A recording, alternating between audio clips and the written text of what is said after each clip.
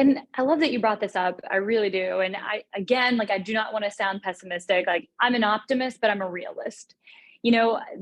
While this is a step in the right direction, we also have to get out of this reactive nature and be thinking more proactively. So this is certainly a great first step, or maybe we can say second or third, but it is certainly delayed.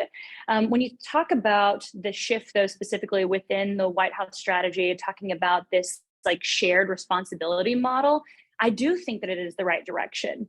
And I know you didn't say shared responsibility model, but that's the way we have to think about it.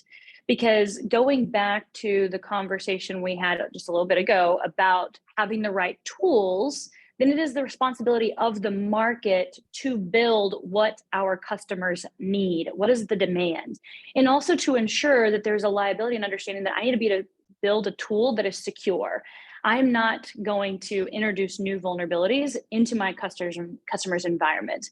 And not just the tools, but when we think about, a PLC, or we think about the number of IoT devices that are being thrown into the critical infrastructure space, then there is a responsibility for those manufacturers, for the product designers to say, hey, how can I make the plant operator's job easier? Let's just think about basic concepts like, hey, versus the default configuration settings being communicate with everything, being communicate with nothing. And those are basic design changes that don't really require a lot of lift.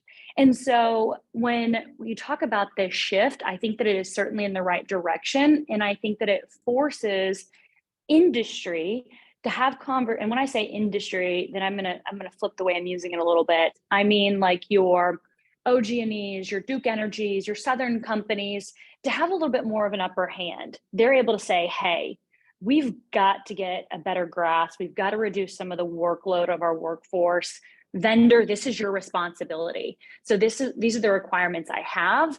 And then it's also our NGOs, our regulators, our organizations like CISA to say, hey, working across both industry, again, being those utility companies and our vendors, what are those requirements? What do those look like? What does exchange data transfer look like?